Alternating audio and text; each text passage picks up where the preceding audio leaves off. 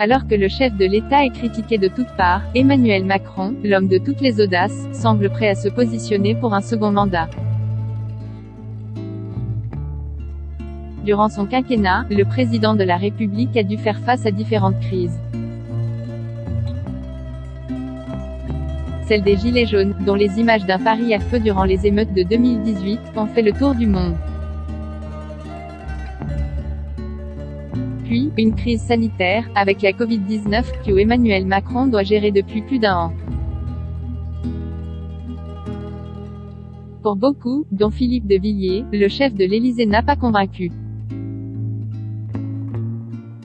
En entrevue ce samedi 10 avril dans l'émission de BFM TV, Apolline de Malherbe, Le Rendez-vous, le fondateur du Puy du Fou a confirmé que Emmanuel Macron ne pourra pas se présenter à la prochaine élection présidentielle, car son nom est associé au malheur. À presque un an de l'élection présidentielle, Philippe de Villiers explique à Apolline de Malherbe que les Français en ont ras-le-bol des décisions politiques du gouvernement formé par Emmanuel Macron. On est dans une période de congélation. Les gens sont enfermés, confinés, ils ne sont pas dans le match.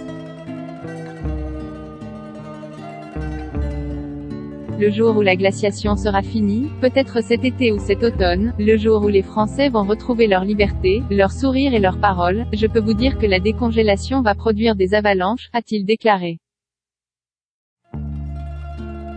Un duel Macron-Le Pen. Pour Philippe de Villiers, l'annonce de la candidature d'Emmanuel Macron aux prochaines élections est inimaginable.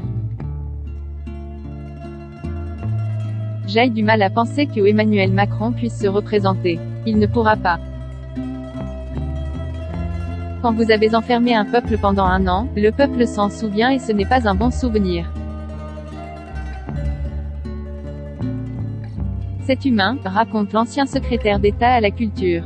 L'écrivain, qui a publié cette semaine un nouvel essai, le jour d'après, a également estimé qu'un duel entre Emmanuel Macron et Marine Le Pen, en 2022, n'était pas envisageable.